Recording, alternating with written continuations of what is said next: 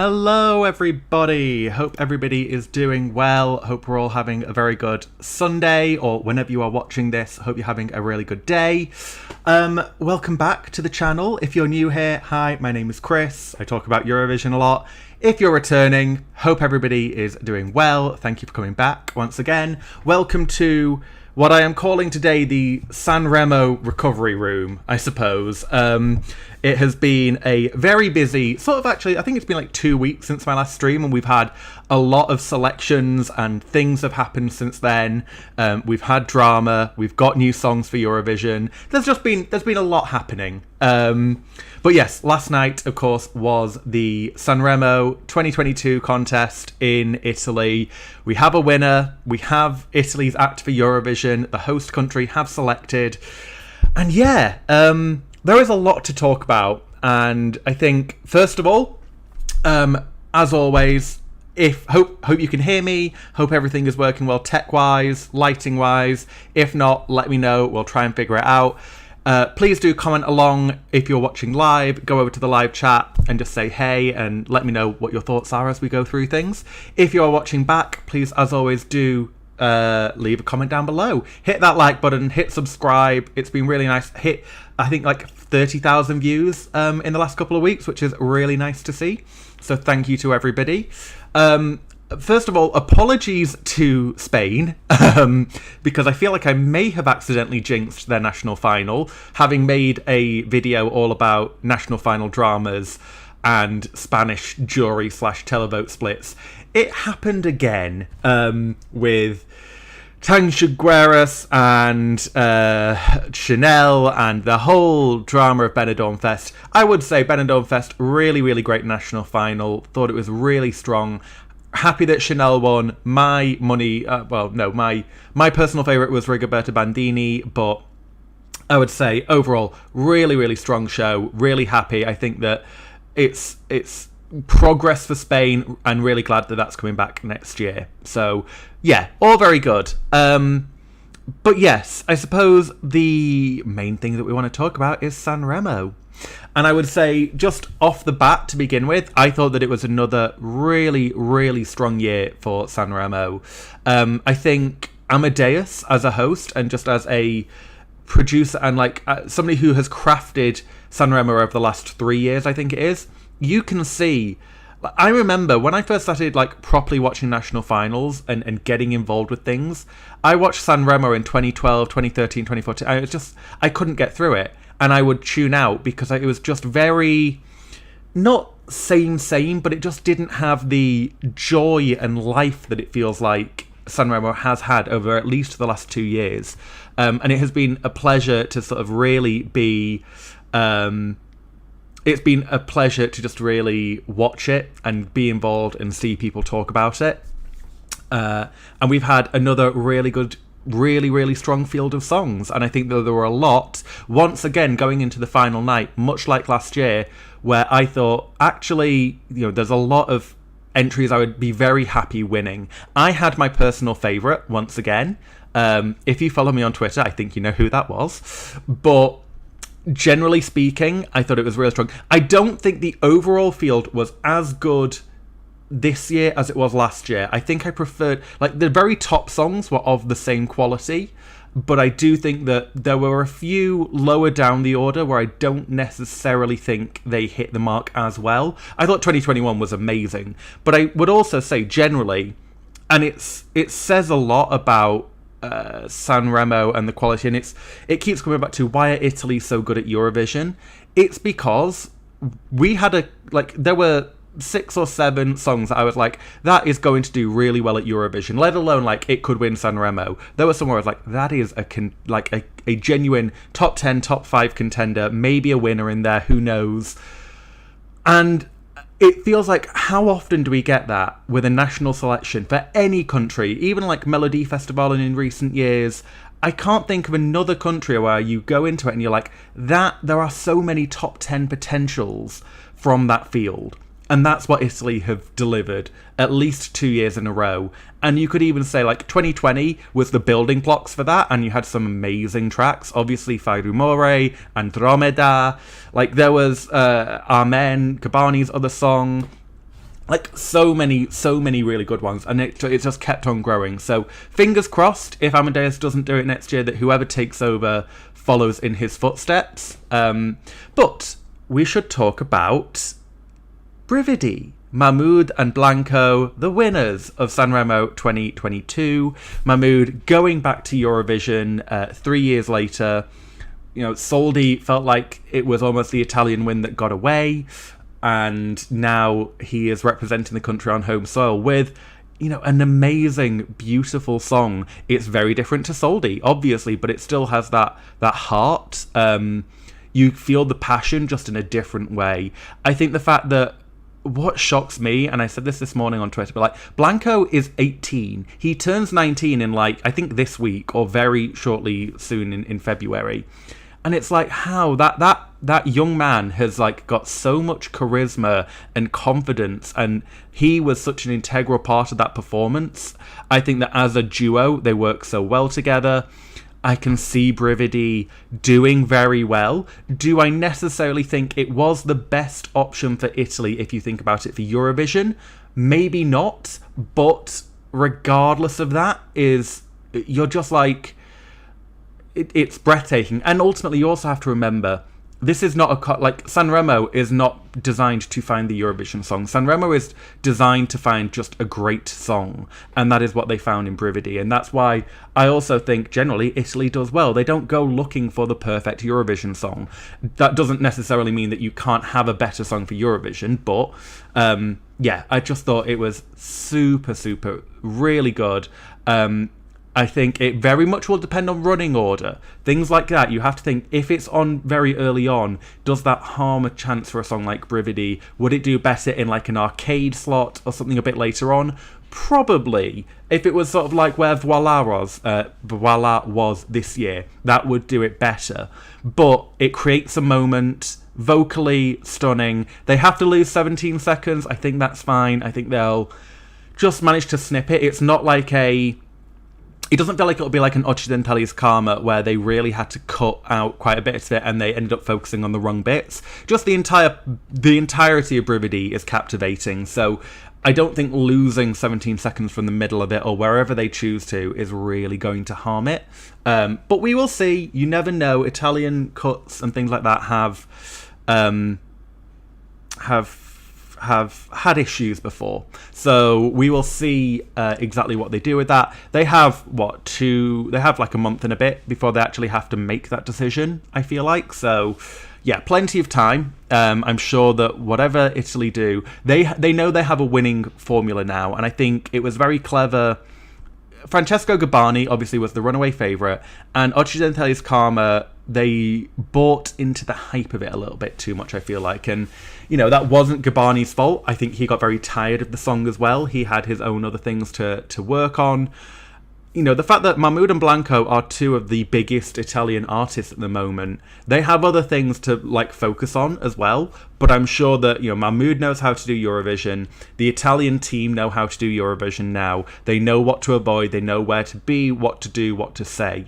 So I have full confidence, you know, with an entire arena in Turin singing along to Brividi, that could be, like, that magical moment. Can they do the double? Can Italy, like, break the duck and finally, for the first time since 93, 94, like, can we get a double winner?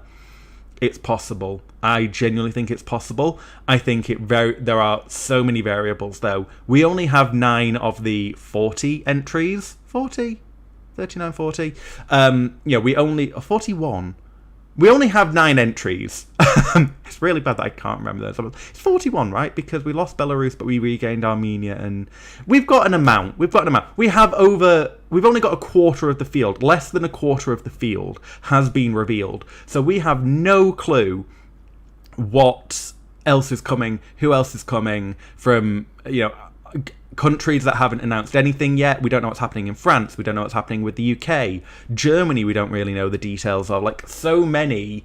It's weird talking about France, UK, and Germany. Okay, maybe not the shining examples of countries that typically consistently do well. France, obviously, last year notwithstanding. But, you know, you get what I mean. There is a lot of things that we do not know. But as it stands, I think it is a class song. I think it's the classiest song that we have. I think it's the most emotionally impactful song that we have so far. And yeah, I just think that there's a huge opportunity there.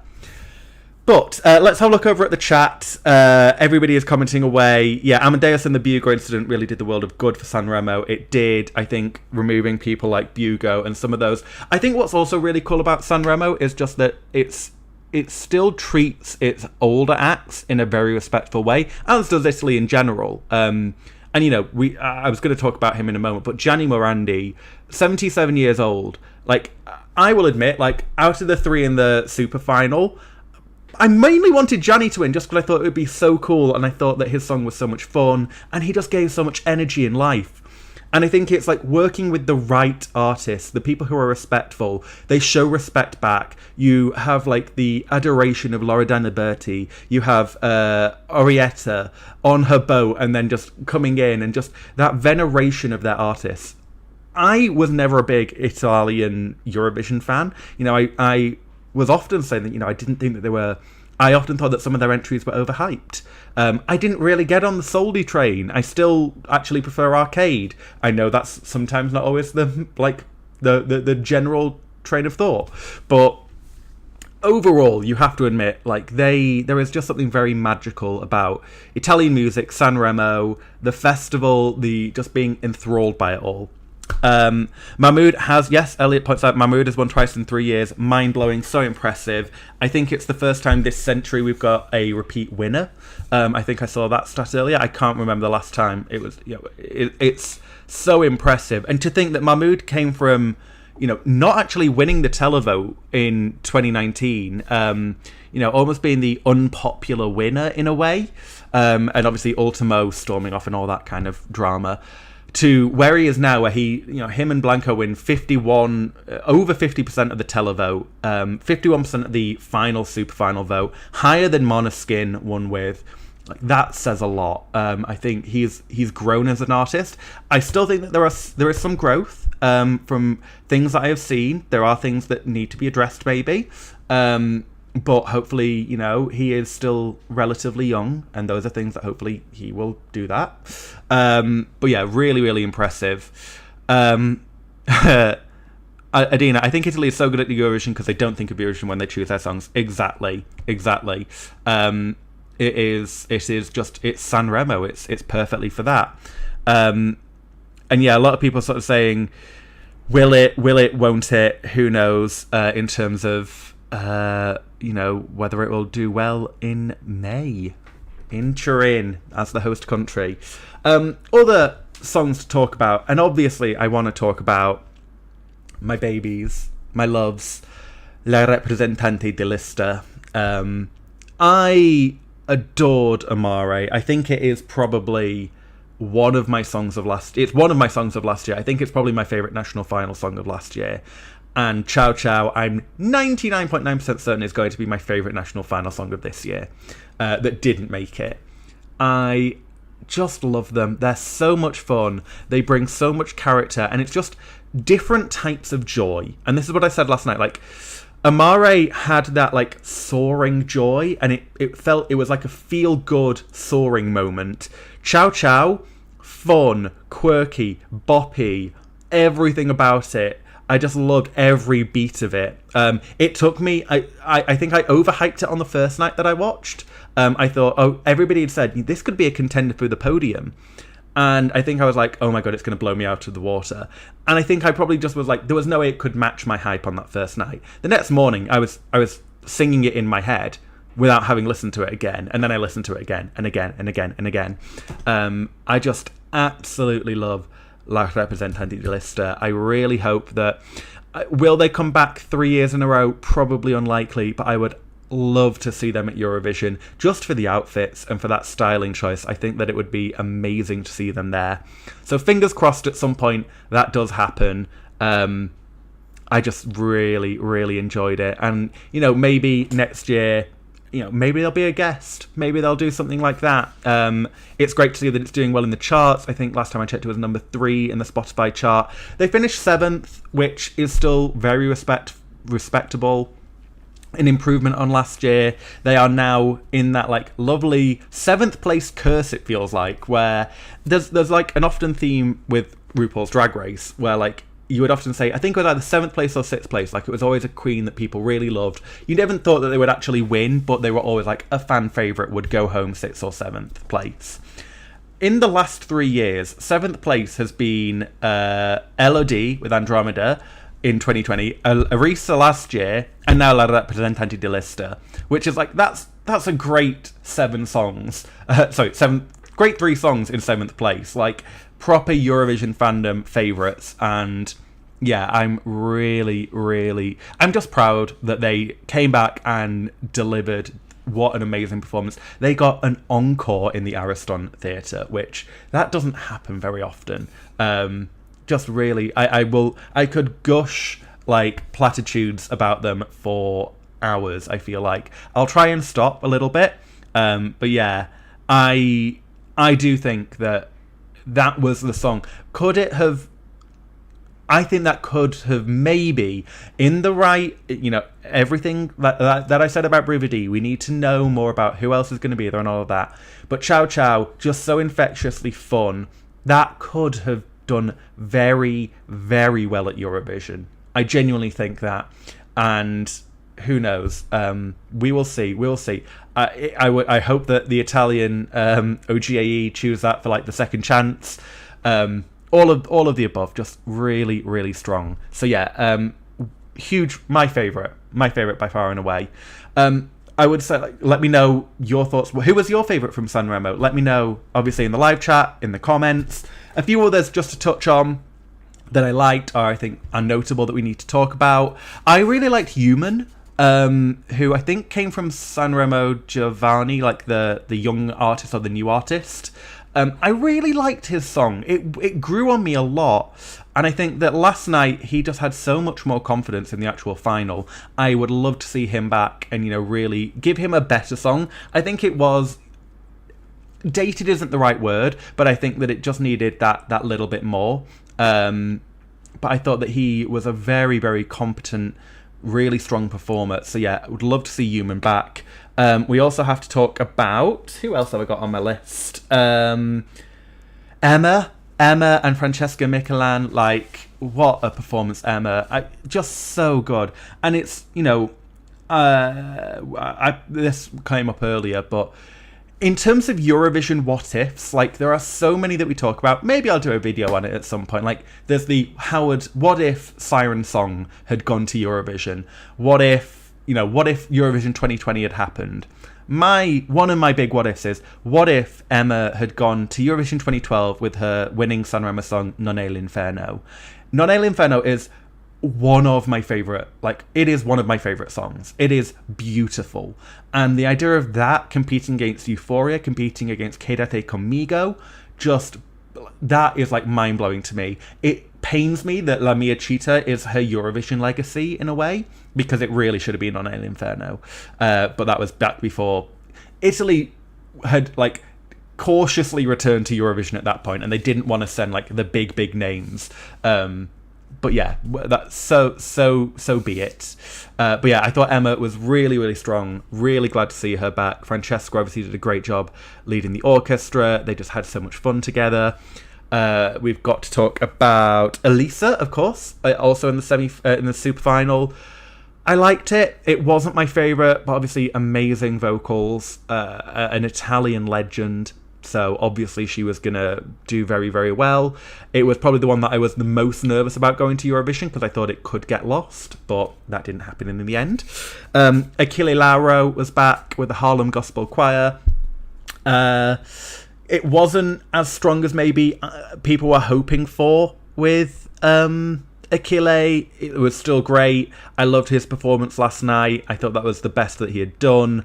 It felt very much like an Achille Lauro kind of album track. It didn't feel like it was a Sanremo contender, which was a shame, but he's had an amazing 4 years in a row in some form or another at Sanremo now, so hopefully he takes a year off and has a bit of a break, comes back, really gives it his all next year, in 2024. Noemi, underrated as usual, really liked hers. It was just really, really strong. I do think that, Farfalle was good. I really liked Kimika as well.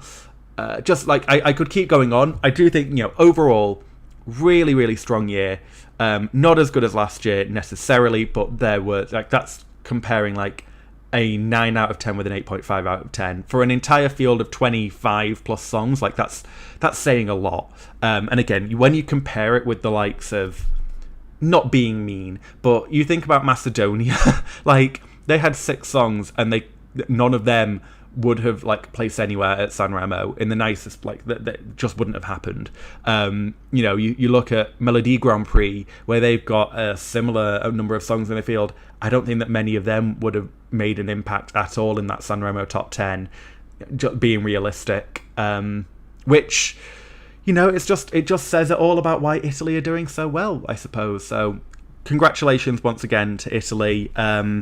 Few people in the chats. Weeman Noob, I'm a bit scared that we'll get a few too many returnees this year with Zdobshi's Dub and Mahmood, potentially Aminata as well. I wouldn't be surprised if Serbia go with Sarah Joe. We haven't heard the songs, but just the general vibe is that that feels like it might be likely. I feel like there's a couple of others that are sort of around in the runnings. We don't know what Sweden will do. Would they send Robin Bengtsson? Probably not after last night, but that's not saying that it was a bad song, but maybe Anna Bergendahl. Who knows? Saul says, I genuinely believe Ciao Ciao could have won Eurovision. Joe, I feel like LRDL wrote the song with Eurovision in mind. It's so different from their past stuff. That is very true. Overall, I prefer Amare as a La Rappresentante de Lista song, but I think Ciao Ciao was very cleverly done. It was very different to the rest of their songs when I heard it, though, and that probably was also why on that first night I was like, this doesn't sound necessarily like them, but in a way it's an evolution. It is the next step. If they want to lean more into that sort of poppier, quirky style, by all means, because if it's something like Ciao Ciao, if they do an album like that, I'm on board, because I want to listen to them more and more and more. AK7 really grew on me. Yeah, I think his last performance was really good. Who else had a really good... Anna Maynor, she did an amazing final performance. It felt like a completely different person. I feel like the pressure was off, so she was you know what? Hey, I'm just going to perform. And she really, really nailed that. It looks like with Anna... I know that the, split results have come out in terms of each night. I think the televoting, even though Anna Maynor finished very low down, bottom 3, the televoting had her mid-teens the entire way through. So it's there is an unfortunate thing where foreign artists tend not to do very well recently at Sanremo. I know Lara Fabian got eliminated, I think, before the final night previously in recent years. Anna Maynor, obviously, she is Spanish singer doing really well in Italy. There is part of me that's is that something just to be aware of? Who knows? But hey, at the end of the day, it wasn't going to win anyway. It's not it was a winning performance or song that got tanked because people were she's not Italian. So yeah, but I thought that was a really nice performance. So I'm aware that we are 25 minutes in, and that was all about Sanremo.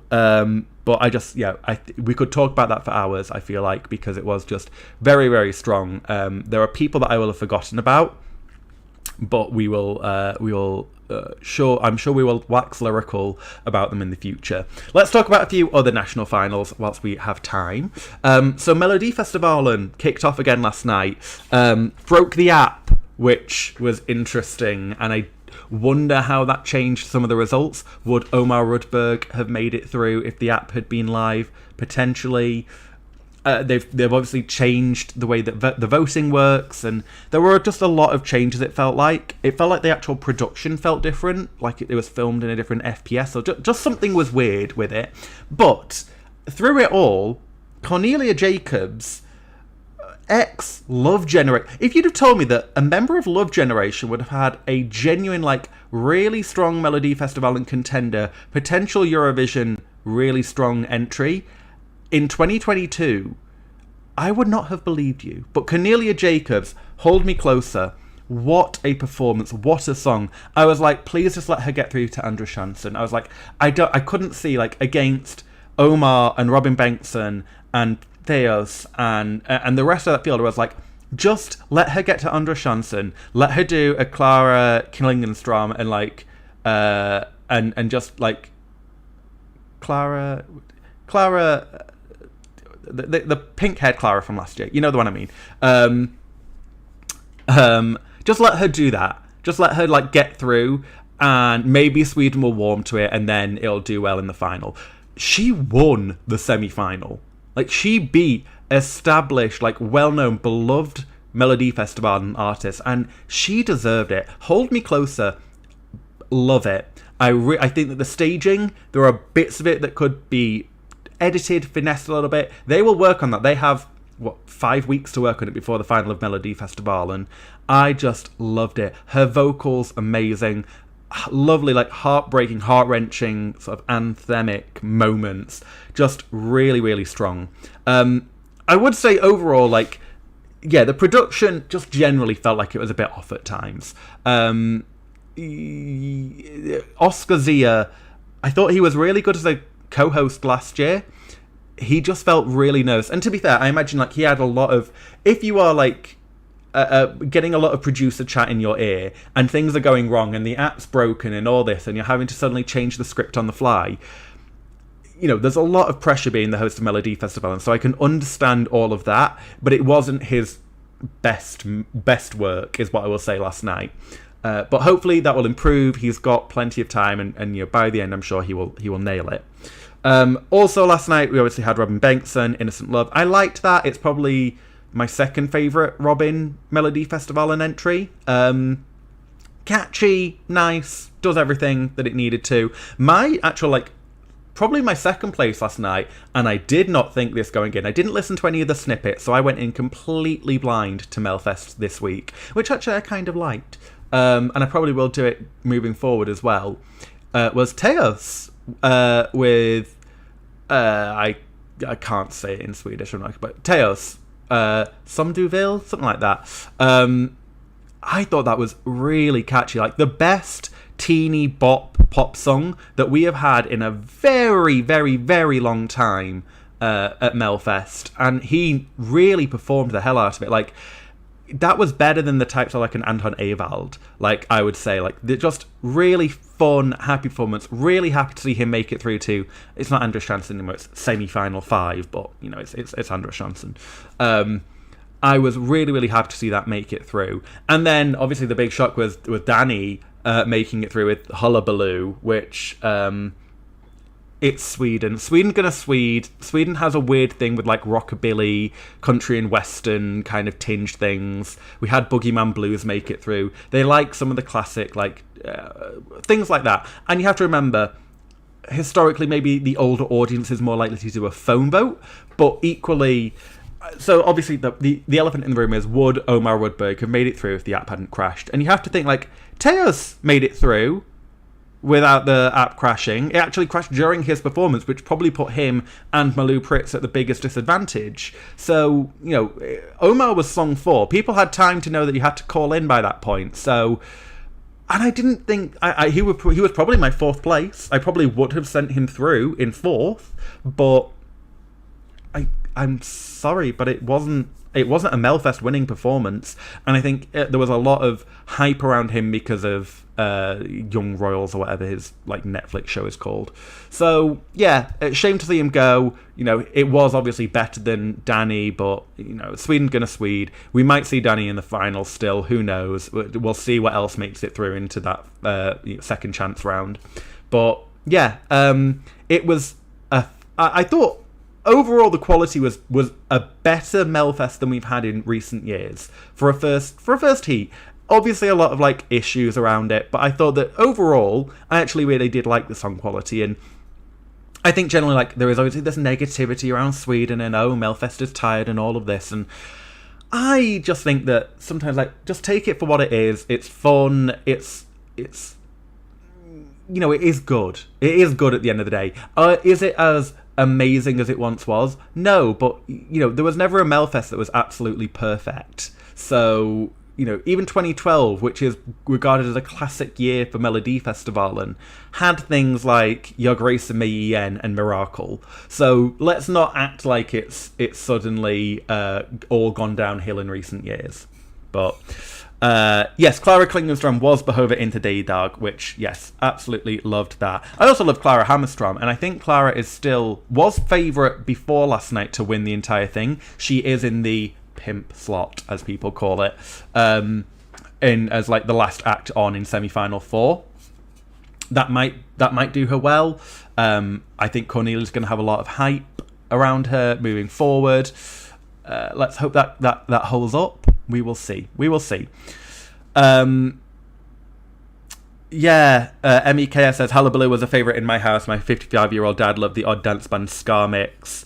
Yeah, I think, it's exactly got that. It has something that is very true to a particular Swedish audience. And you always get a song like that, like I said, like Boogeyman Blues, or Full Dance was obviously much more like schlagery, dance bandy kind of thing. All of that, you're bound to get something like that doing well in Sweden. So, few other ones to just to cover off. Pabindom is Naujo, Lithuania. Looks like it's going to be between Lolita Zero and Monica Liu. It looks like it's probably almost certainly going to be Monica Liu. She did amazing on the televote last night, won the jury vote again. I can't see the jury going for Lolita over Monica. And yeah, I can just see Monica edging out the televote as well. But we will see. Obviously, it doesn't look like, unfortunately for me, Ieva Zasamaskaite is going to make it to Eurovision again. But I'll be there. So we will see. I would rather Lolita Zero. I think it also needs polishing. I think it needs a lot of extra work. But it's weirdly, I would say, Lithuania's best choice outside of Ruta Loop, which actually I think is really stunning, and I would love to see Ruta make it to Eurovision as well, but I think we have to be clear, it's a 2-horse race there right now. Which, yay, Lithuania, it's a relatively strong-ish final in the end. The right ones eventually made it through. I just feel like Pabindom Naujo has won quarterfinal too long this year. So be it.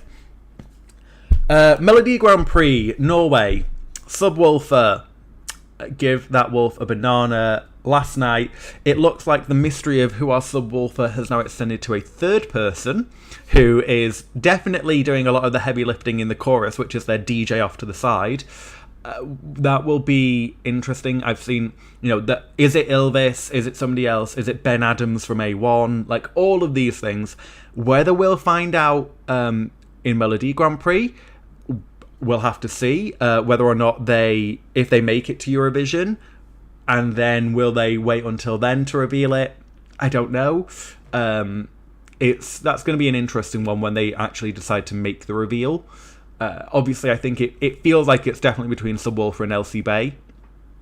Hammer of Thor, surprisingly, like that has improved with the live performance, so that could be a throw in there. Who knows what will happen there? But it feels like it's probably going to be between those two, which we kind of knew going into the heat. So again, it's like, why have we dragged it out for 5 or 6 weeks, however long it's going to be in Melodi Grand Prix? But I feel like, yeah, that's just one of the issues again, where it's like, this could be done a lot easier. I think it's probably going to be Subwoofer. I thought the performance was really fun, very slick, and it's got televote potential. It does what Jendrik was trying to do, but much more successfully, is what I would say. It's got that Ylvis-y vibe at the end of the day. They were huge, and I think that would carry on through. It's got a routine, it's got things that people will latch onto. So we will see. I think it's more successful than Tix as well, actually, if we want to compare it to somebody. And Latvia as well, Supernova semi-final last night. It looks like that's probably going to come down to, looking at the YouTube views and everything, it's coming down to City Zany versus Aminata. Again, we kind of knew that going into this semi-final, so we'll see what happens with the final there. I think Aminata hopefully will edge it out. It's not as good as Love Injected, but I think, again, if you think about the staging and when she's actually able to perform live, not just a pre-recorded video from her house, that will hopefully elevate it. I think some of the reason why City Zany looks like it's doing well on YouTube is also the novelty, and I think that might slightly wear off, but we will see. Latvia may Latvia this whole thing, and also Latvia may Latvia it in an entirely different way and choose something that none of us expected, because who knows anymore with Supernova. Otherwise, obviously, Ireland, Brooke won. I think that was the right decision, especially on the night.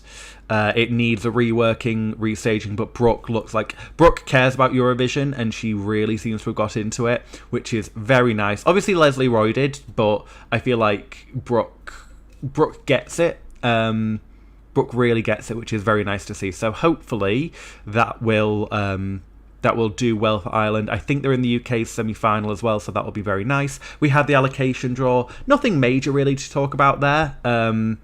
Other than, I think the big loser actually was Lithuania, because they don't have the UK, Ireland, or Germany, who are historically good supporters of Lithuania. I don't think they're voting. I don't think any of those three are in Lithuania's semi-final, which is really bad for them. I think Australia it is good for, because it has the UK and I want to say Sweden, which is good news for Australia generally. So yeah, we will see. I think, again, you just need to see where the running order is, and that's when you can start to make decisions about who's actually going to do well in a semi-final. Obviously, you think, Greece and Cyprus and all of those where vaguely what's going to happen. Macedonia chose. Circles was fine. Glad. Again, that's one of those awkward ones where the jury overrode the televote. I feel like the jury made the better decision, but ultimately that isn't necessarily the right thing to do. But I think Circle's clearly better than Superman. We've also had Israel chose I Am. That's going to be entirely reworked. That's not going to sound like the same song, I reckon, by the time we get to the head of delegation meeting. So let's just wait and see. Really love his confidence and his vibe, though. I think it's a more successful Slavko, potentially. He's got that same confidence and vibe, and he's work it diva. He does need to improve his duck walk, Michael, because he tries to do it and he sort of just crouches down, does a bit of armography, and that's it.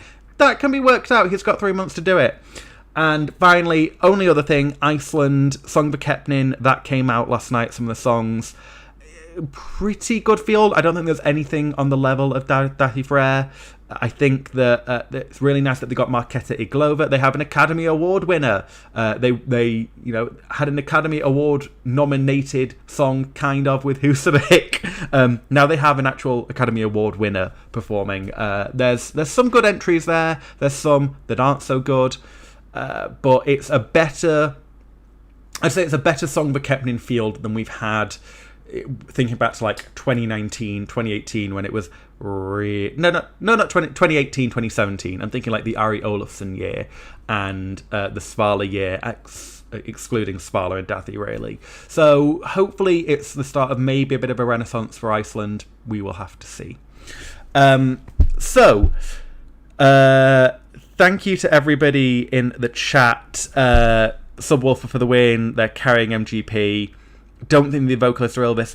It's very confusing. It would be, I think Elvis probably, if it isn't them, they're obviously not going to come out and say it because it's nice to be involved in the hype.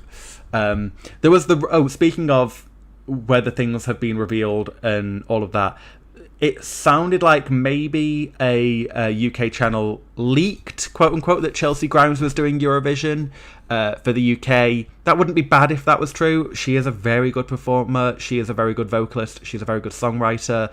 At least she kind of knows the Eurovision vibe. She's come out and denied it. They may have just seen the rumour or Googled who is doing Eurovision for UK and seen that. Who knows, really. But that was an interesting leak. I think if it had leaked, I think that the BBC would have said something by now, surely. But it's very, very strange. I don't know. And yeah, who else Hammer of Thor has the most cliche lyrics. Yeah, the Hammer of Thor lyrics aren't great, but I just like the vibe of it. I like the first 30 seconds of the Hammer of Thor, when I heard it on like the studio version, I was like, oh my god, this is great. And it has that very Rasmussen vibe. But outside of that, not... The lyrics aren't anything to write home about. But I like her performance. Adina says, what's your top 9 so far? I haven't fully decided. And I kind of want to, like, so one of the things that somebody has asked me is like, oh, are you going to do, like, are you going to do the live streams like you did where you reviewed the entries like I did last year? I'm probably going to wait until we have the entire field, just because I just think that makes a bit more sense, and you're able to sort of place things generally a little bit better. I might do, like I did last year, I did my like birthday live stream where I ranked everything. Maybe I'll kick things off from there.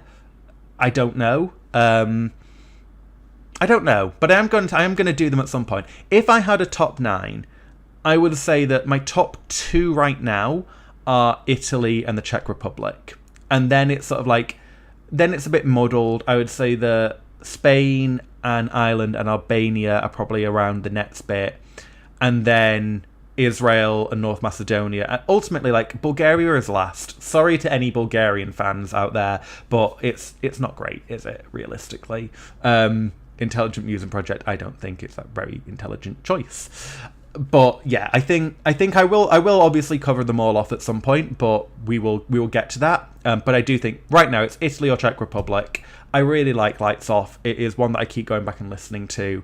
It's exactly my kind of music and exactly the kind of thing that I would listen to outside of Eurovision stuff. So naturally, I think I'm going to like that quite a bit. Brividi is obviously beautiful, as I've touched on much earlier on in this video. Thank you for sticking with me, if you have, for 41 minutes, by the way. Yes, I think we will probably wrap things up around here.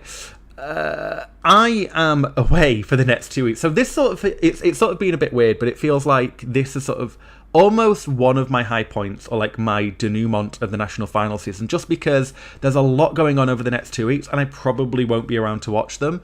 I am away, I am working and doing things like that. I might be able to catch up on some of it, but yeah, I probably won't be able to do live streams. Maybe something in the middle of the week, but we will see. Or something very jet lagged. I have to fly back from New York, which we'll see how that goes, generally speaking. So I might be very jet lagged if so. But there will be other videos. I am working on another video idea that I've had, which I really like the idea of. It's another sort of like Eurovision history adjacent kind of one.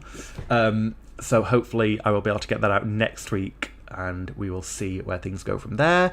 As always, like, let me know if you have thoughts or any ideas in terms of videos or content. Let me know down in the comments. More than happy to have a think about ideas. If somebody wants to hear about a particular like piece of Eurovision history again, I really like doing those videos, and it's nice to see that they are like getting good traction, is what I would say as well. That has been very nice. So yeah, let me know if you have particular things for those. And yeah, otherwise, as always, look after yourselves. Please do hit the like button, hit subscribe, leave comments down below, be nice to each other, be nice to the artists. I know like there's been some like lots of things about what's happening in Spain. Just be nice to the artists. Remember that, you know, these are they're people too. A lot of them aren't necessarily like full-time. Even if they are full-time music professionals, you don't need to send them hate if your winner didn't win.